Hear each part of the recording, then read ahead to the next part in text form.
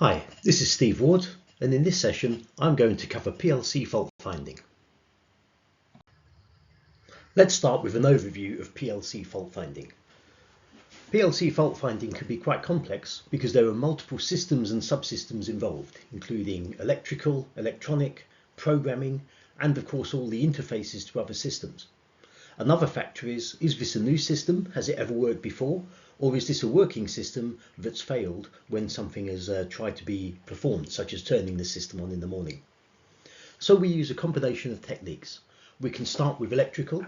This can include power to the PLC, can include all the I/O devices, as well as any connected devices. We can use diagnostic lamps and LEDs. We can look at the fault logs and diagnostic bits. We can try swapping in spare modules or spare components. In the application programming software, we can look at the application program itself and monitor what the application program is doing, along with all of the data table values. We can also look at firmware updates and check to see compatibility between different modules, particularly if a module has just been recently replaced. It might be that firmware updates are required in order to ensure compatibility with the other modules. In wider systems, we can also look at the network and network diagnostics. And of course, you can consult the system documentation for your specific system for details for that system. So when I used to run a help desk, the common sort of question I used to get was, it doesn't start or it doesn't work. Now, the operator may not know exactly what the machine is doing or how it works, so this is a valid question. So what we need to do is drill down and try and understand exactly what's going on. So you can ask questions to probe, what exactly doesn't work? What do you do and what is supposed to happen and what doesn't happen? You can ask questions like, did it work before? Certainly if it's a new system, the fault finding techniques we might use would be different to the ones where it is a working system that's been in use for some time. Is it powered on? Sounds obvious, but power supply problems are very common, and it's worth checking the power first of all before we do anything else. Are there any obvious signs of damage? That can include corrosion. Corrosion can occur gradually over a long time. Is there smoke or fire damage? Smoke or fire damage can be more immediate, particularly if there's been a problem locally or recently, and that smoke and fire damage can often be seen easily. Is there water ingress? I've also seen damage caused by people who've maybe tipped coffee or Coke over a control panel, and that's caused damage to the equipment as well. So check to see if there's water ingress. The water may have dried out, but there may still be rings where the water used to be, so you can see the water was there. And water itself can also lead to further damage, which can also be assessed visually. Now, some machines need a specific reset, so maybe the correct technique for resetting the machine hasn't been performed. Maybe the user is trying to start the machine, but the home cycle hasn't been performed, or something else isn't in the correct position, and that's why it won't start. Did something change? Is there a change to the raw materials? Is there a change to something else in the system? Again, were any new modules added? Have any program changes been made? All of those can be investigated to see if they cause the issue. What about the operator? Did they do anything different? Have they used the machine before? Have they got sufficient training? Maybe it's a new machine for them and it's similar to another machine, but not identical. And again, something needs to be done this time that they haven't had to do before.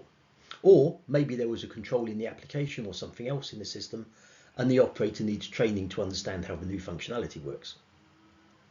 Sometimes there might be a function on the machine that was never used before. It could have been designed in and implemented with the initial machine programming, but never actually tested. So it could be when that function is first used, the machine doesn't work properly because that function is incorrectly programmed, or again, maybe it's an operator error, or maybe it's some sort of machine setup problem.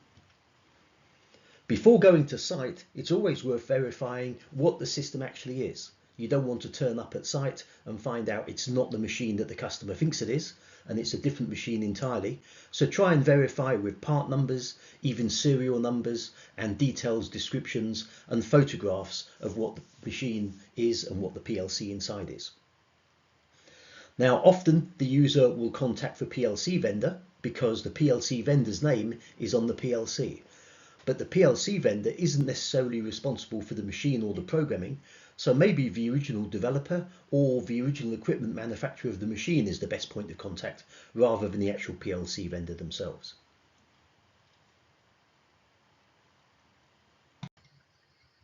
Power is often one of the main problems of PLC issues. You need to check, is power available? You need to check the voltages. Are the PSU LEDs in the right state? Are fuses still intact? Have MCBs been triggered? So all of those can be issues which can cause power problems.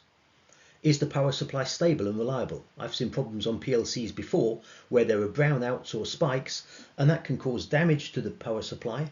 Sometimes not permanent damage, but it might be enough to shut a PLC down. And also, you might also see problems where if a power supply is dropping out occasionally, that might cause the power supply to reset and the PLC resets. You can use an oscilloscope on the power supply to find out what's going on, but that can be quite complicated. There may be other checks like using a multimeter and also just looking at what else is going on around the system in case there are other issues with power supplies on other components. If the power failed, are there mechanisms to maintain the PLC application and are they working? I've seen this where a flat battery in the PLC can cause the application to be lost across a power cycle. And it could be that there wasn't actually a full power cycle, but again, a small brownout on the incoming supply is enough to reset the CPU. Across that power cycle, the application is lost, and then the PLC can't run because it doesn't know what to do. So in that case, of course, you'd need to restore the backup. Another issue is, if the application is there, is the data that is required for operation? I've seen this before as well, where an application is loaded from a backup, but the data that's required to actually configure the machine, all of its parameters and all of the setup values, they're not part of the backup and they have to be added manually, or maybe they need to be installed from another file, or maybe they need to be implemented from HMI SCADA or some other system. So just because the application is there doesn't mean the application can actually run. After power supply issues, I/O often causes issues with PLC systems, so we can perform I/O checking. For inputs, we typically want to check there is voltage available at the input device. So for example, with a 24 volt application, is 24 volts available on the positive side of the limit switch or push button? Is the voltage actually present? And then if the limit switch or push button is operated, is the same voltage actually observed at the input module itself? I've seen applications where limit switches or push buttons can have faulty contacts. That can be caused by corrosion over time, or even the contacts physically wearing out because they've exceeded their operational life. You can also get problems with the wires themselves. Wires can go open circuit or short circuit, caused by physical damage and corrosion. And with vibration, it's also possible for the wires to actually become disconnected from the terminations. Screw terminals, even if they're tight when initially installed, they can eventually come loose over a long time. Similarly with outputs, is the output voltage present at the output module? If the voltage isn't present, the output module might try to turn the output on, but if there's no voltage, even if the output is on, then of course no voltage or current actually gets to the output device itself. So again, we would check the voltage at the output module. Is the same voltage observed at the output device itself? And then also we might want to check the output device. I've seen issues with relay coils and contactors where the coils can fail. Typically they go open circuit, but short circuit is possible as well if the insulation breaks down. But what can happen there is you can get voltage at the output device, but it won't actually operate because the output device itself has failed. If there are differences between where the device and I/O is, you can check for wiring again open circuits or short circuits. Are there fuses or MCBs that might have failed or triggered? Again, is the device operating correctly? Failed coils possible? And you could try using a different I/O point. In this case, what you'd need to do, if it was a failed I/O point in the PLC, you'd have to move the cable from the failed I/O point to a working I/O point, and that would also require updating the application to use whatever the new I/O point is. But that last one, that's just in case the PLC input or output itself has failed, which does happen.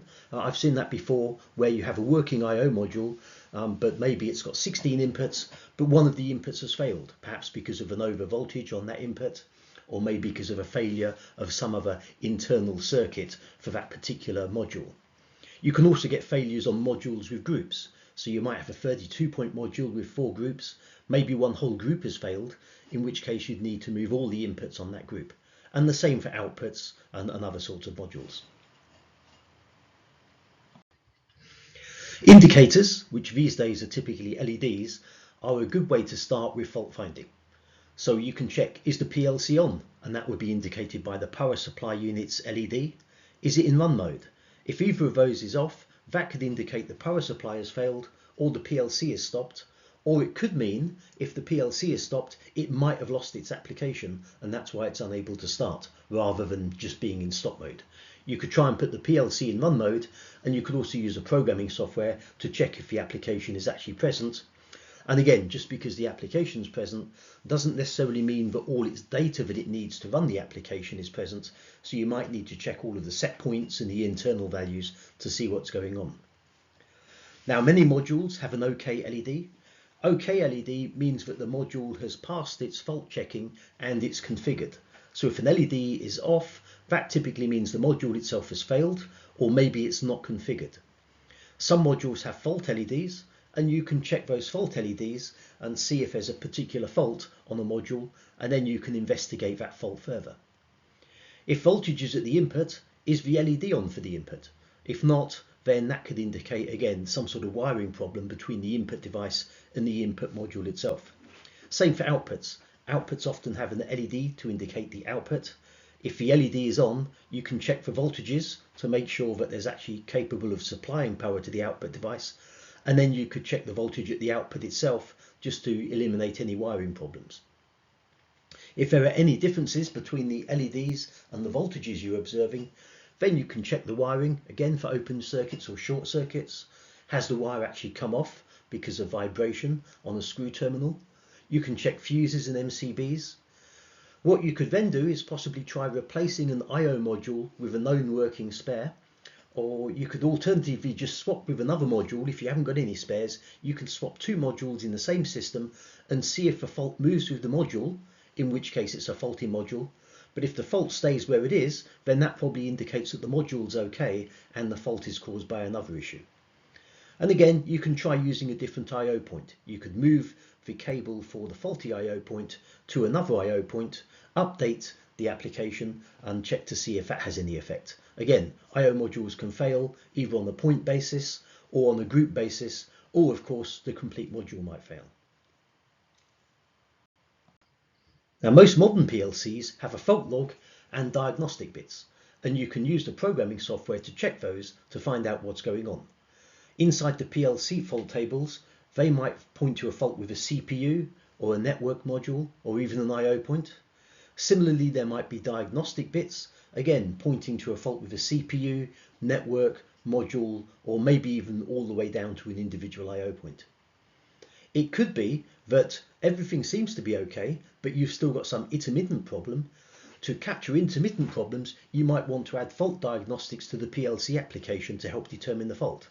For example, if you think an output is not turning on, you could add some sort of set reset coil logic inside the PLC just to check that the output is actually being triggered.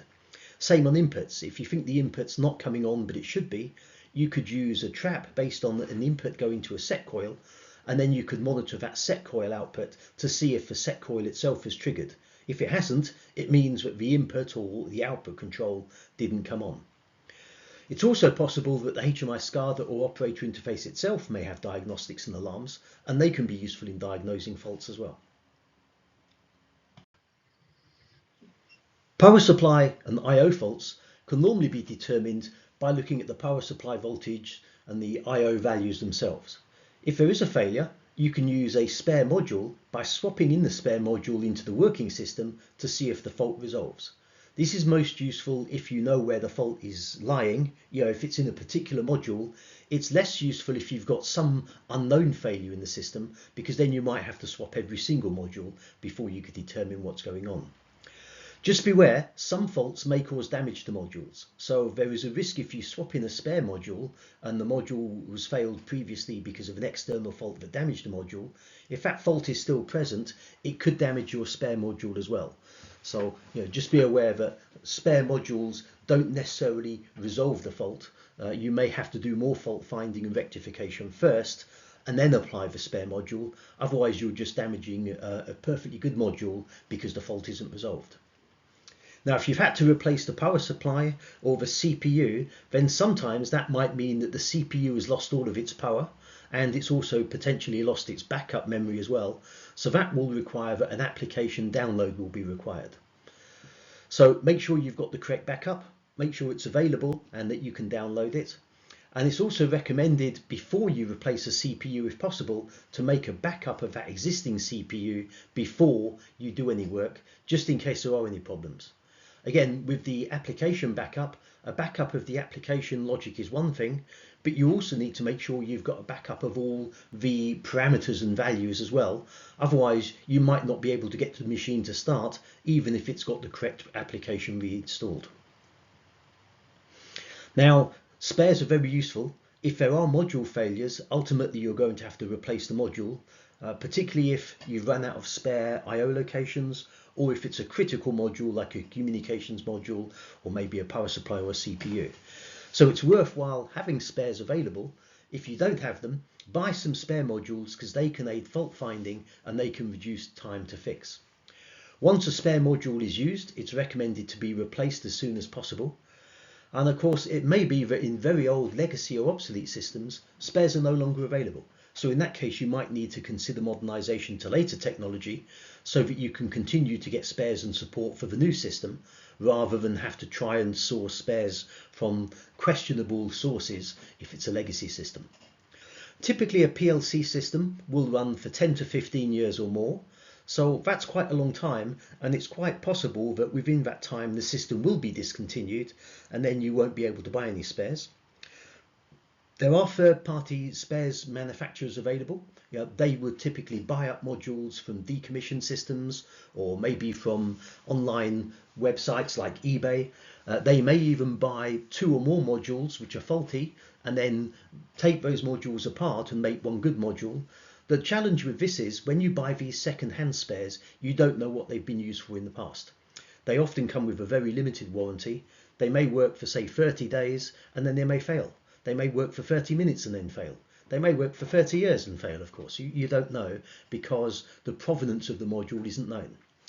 Issues with second-hand modules include being expensive, and also you can have unseen damage in a second-hand module because they've potentially been handled in the past. There may be static damage which could cause them to fail at any time. And of course, they are second-hand, so they're not new. So they might already be 10 years old themselves and well into the end of the bathtub curve where they could fail at any time. So spares are useful, ideally purchased as new. If you really need to keep a system going, then yes, second-hand spares, but again, expensive and unreliable. Another question is how many spares? Make sure you've got enough spares. One spare of each module installed is fine. But if you had 2 module failures because of a common cause fault, this could be, for example, if you had an over voltage on a power rail, you might blow up all of your input modules. So you might need multiple input modules to repair the system. So just one of each type isn't necessarily enough. It's better to have maybe a few spares of each type, particularly for the modules that are more likely to go wrong. So that would include I/O modules, possibly power supplies. And of course, you don't want to have too many spare modules because then you've paid more than you need to. So yeah, it's worth doing some investigation maybe with the vendor to see which are the modules that I'm most likely to need, and then purchase more of those modules compared to the ones which maybe you don't need. Vendors often keep mean time between failure figures on modules. So modules which have a low MTBF, you might need more failures for. Modules with a high MTBF, they're more likely to be more reliable and not needed. Of course, the ultimate is keep a complete spare system. This is the most expensive, but one new thing you can do with a complete spare system is you can have that powered up next to your working system, and you can use that as like a test system. So you can test it to see what upgrades might look like. You can install firmware upgrades, and you can do lots of work on a spare system before you deploy it to production. And that's a best practice for managing systems. But of course, it costs more. You need somewhere to keep that spare system, and then the spare system becomes a system in itself, and it in turn can go wrong and have failures, and it also needs continual updates and so on as well. Now, most modern PLCs will have a data table and a way of monitoring the application logic. Data tables are the underlying values that the PLC code uses, and the application is the PLC code itself, typically written in ladder logic, or maybe it's written in structured text, maybe some other application logic like function block diagram, or others, maybe SFC. And then there may be subroutines which run further languages.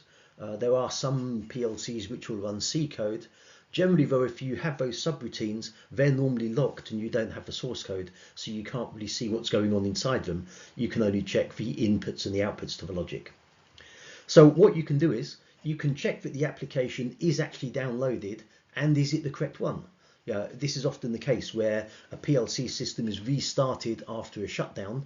Someone has reloaded a backup because they needed to, because they did some work and maybe the program was lost, or maybe they replaced a CPU, maybe there was a firmware upgrade which wiped the memory. So various reasons why an application might need to be restored. So make sure that the correct application is restored from the backup. This can be handled by using change management applications, or just by having a good record of who made changes on site last. The worst case is some integrator did the work on a Friday, downloaded the wrong application, left over the weekend, and then went on holiday, and then of course you're there on Monday trying to restart the machine and it's got the wrong application in and it's not going to work. So very important to make sure you've got the right application and that you have some sort of backup strategy to make sure you've got that backup available. Now another common issue is when someone makes a change, what change was made? If someone made a change in the application logic, sometimes that can be a self-contained routine which only affects itself, but sometimes an application change that affects one routine can also affect other routines.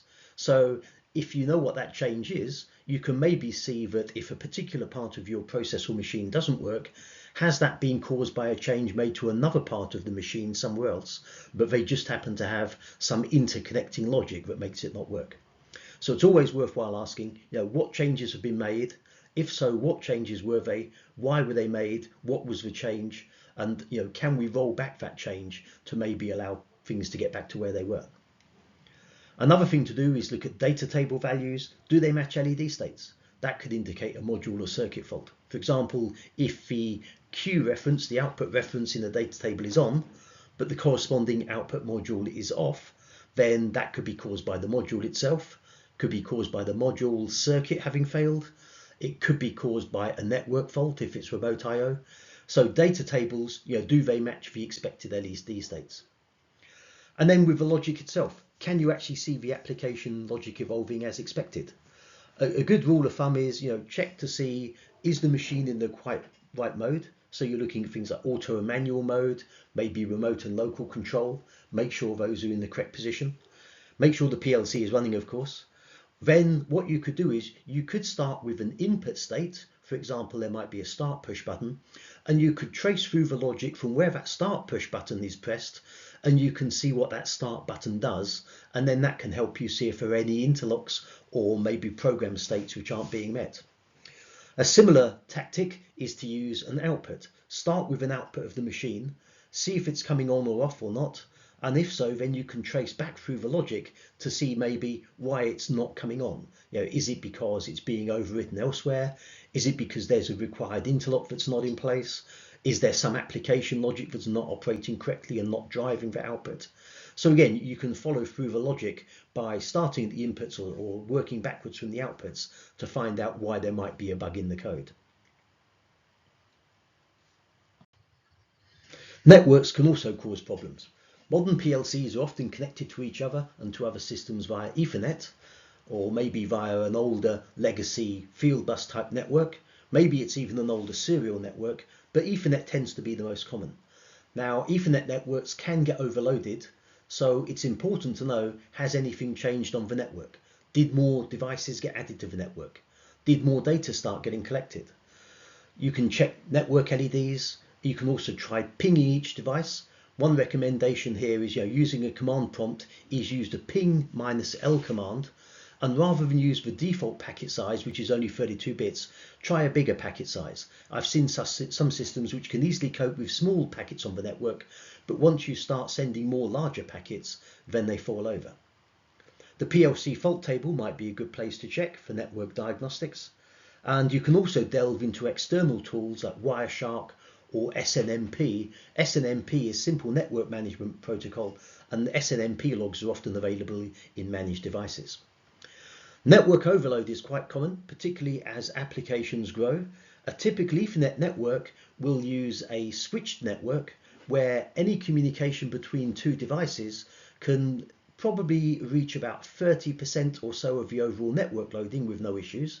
But when you start getting above that, then you can start to see problems.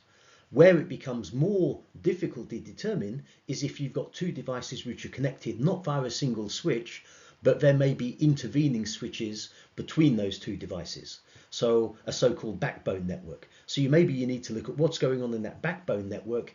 Is the backbone network getting overloaded? Is a network suddenly exposed to new systems which weren't there before? And that might have exceeded that sort of 30% loading, which is where you can start to get problems. Other things to do is check things like IP addressing, check the network wiring. Again, these external tools can help you understand what's going on. Wiring can be quite a problem. I have seen issues where people have unplugged a critical cable without realizing. That critical cable might be, for example, the WAN port on a router, and if a WAN port is disconnected, then you can have local communications, but you can't get external communications out to the wider world. Another problem I've seen is where there are spare cables installed and people see the spare cable just hanging out and they plug it in because they think it needs to be connected. And that can potentially lead to duplicated paths on the network. That creates a ring on the network, and an unintended ring can crash the network, because what happens is the packets on the network circulate around the ring. They continue to circulate, more packets are added, they continue to circulate as well, and within a few fractions of a second the network hits 100% loading, and then it can no longer carry any more network traffic. So be careful of the wiring. Again, good question to ask is, has anything changed? Did it work before? What was changed to make it different now compared to when it was working previously? There are some specific issues for certain protocols. Modbus Communications is particularly problematic. Again, this would more apply to if you're trying to get something working for the first time, or if some changes are made. Typically with a working system, it will be working and you won't have any problems. But I have seen issues where people are upgrading devices, where maybe people have added more commands to the Modbus network. Another issue is where people are trying to get it to work for the first time and they come across particular problems. So first of all, with Modbus, but also with other protocols as well, you need to check that the request type that's being issued is supported by both the master and the slave. So for example, with Modbus, you might get a read registers request. That should be supported by most devices, but there are some other types of requests like read individual register which maybe aren't supported. One of the benefits of Modbus is it is quite a flexible protocol and you don't have to implement every single request and response type. But of course that could lead to problems. If your master issues a read single register request, but the slave can only handle read multiple registers, then you've got a problem that the slave won't respond, or it might respond with an error message. Or it might do something else. That's another challenge. Modbus isn't that well regulated, so you might get unintended operation or unexpected operation if you're not issuing and receiving the correct types of requests. Another issue I've seen is slaves don't always have contiguous memory. So what you might do is you might issue a read multiple registers, and you'll maybe read register 1, 2, 3, 4 and 5, because reading in one request is easier than issuing 5 separate requests. But not every slave has a contiguous memory. It might only implement register 1, 2 and 5. So if you try and read register 3 and 4, the request fails because they're not implemented in the slave. So in that case, you'd need to make sure that your slave requests are compatible with the memory type that the slave actually implements. Another issue with Modbus, but also some other networks, is byte order. Some use Intel, some use Motorola. So the idea there is when you read a word value, sometimes it's the high byte followed by the low byte, but sometimes it's the low byte followed by the high byte. And Intel use one, Motorola use the other. So just check you've got the right byte order, and if necessary you might need to perform a configuration setting, or at worst case you might even have to swap the bytes on all of the received messages in order to be able to get the correct values. You also need to check the starting offset. Some devices start at 0, some start at 1, so that can cause problems.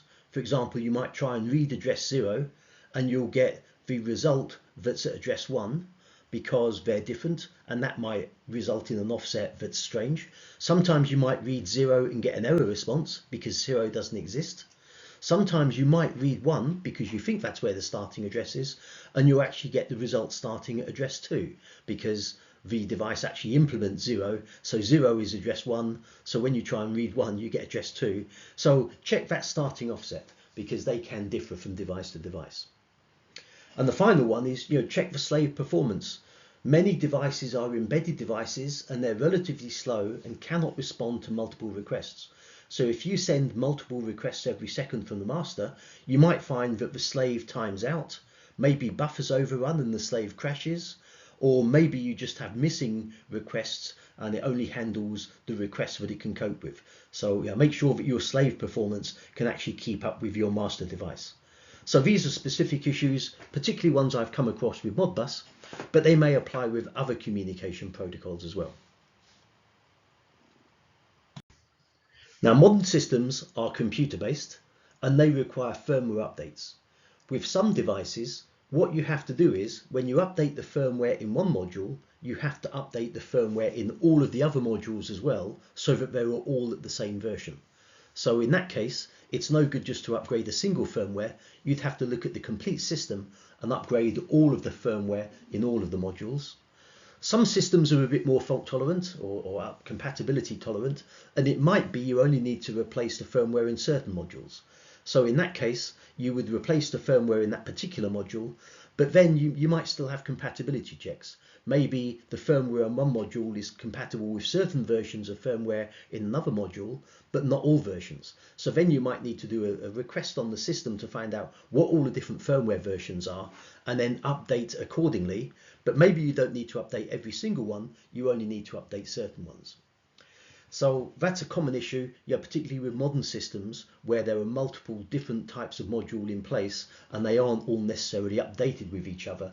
A good rule of practice is if you're upgrading the firmware on one module, try and upgrade all the other modules at the same time. It's going to be shut down anyway because firmware updates typically require at least some shutdown time or possibly even a full power cycle. So worth doing everything at once if you can.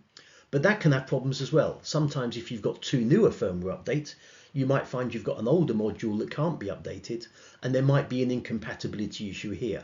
So you need to check, are there any open issues and restrictions between installing modules? Are the installed modules compatible with each other? Particularly if a new module is installed, are the existing modules okay, or do they need their own firmware updates? And it may be in the case of some very old modules, you might actually have to replace the module in order to be able to perform the firmware update as well. So why perform updates, you ask? Well, there's multiple reasons for performing updates. The most common one recently is to maintain cybersecurity. PLCs used to be pretty much isolated from other devices on the network, apart from maybe the PLC programming software and maybe the HMI SCADA. But increasingly now, with larger networks, there are ways for your PLC to be connected to the internet, even if relatively indirectly.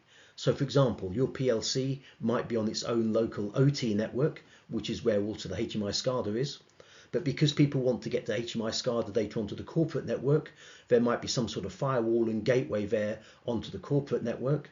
You might have different levels of corporate network. So there might be a local factory network which has its own gateway onto the corporate wide area network. But of course, people in the factory want to be able to get onto the internet because they want to be able to access the web for various reasons, maybe even if it's just to download the firmware update in the first place. So of course, there's a gateway from the WAN to the actual internet itself. So as soon as you're on the internet, you are potentially exposed to hackers. So even though you've got firewalls and routers and gateways, if you think about that network, you've got OT network, you've got factory network, you've got corporate network. So you've maybe got 3, 4, maybe 5 levels of gateway, but a very determined hacker could potentially get through all of those firewalls and gateways and get access to the PLC. So cybersecurity, you want defense in depth, so you would be upgrading the PLC along with all the other devices to prevent cybersecurity attacks. Now, if you've got really good firewalls and you've got really good protection, you could leave the firmware as it is, but it's a good idea to update, mainly for those cybersecurity reasons.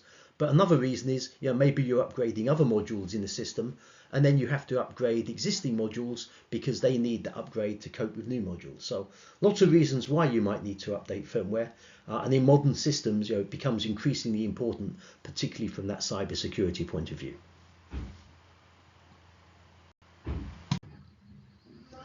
To solve complex system issues, the divide and conquer technique can be used. The way we do this is take a larger system and we break it down into a simpler system. You could start with a single CPU, a single I/O module, a set of I/O modules, and a simplified application. The idea of doing this is, this minimizes the chances of external influence and interaction, and it simplifies the system so that we can pinpoint where problems might actually exist. If there are no faults in the simplified system, then what you can do is gradually expand the scope until the fault is found. So you can do that by adding modules, adding logic, adding interfaces and so on. And the idea is each time you do an addition, when the fault occurs, what you've added is most likely going to be the cause of the problem. So that allows you to pinpoint the problem, pinpoint where it is, pinpoint what's causing the issue, and fix it. Now, it may be there's a bug or a fault in the modules themselves, and what you need to do there is either report that to the vendor and get a fix.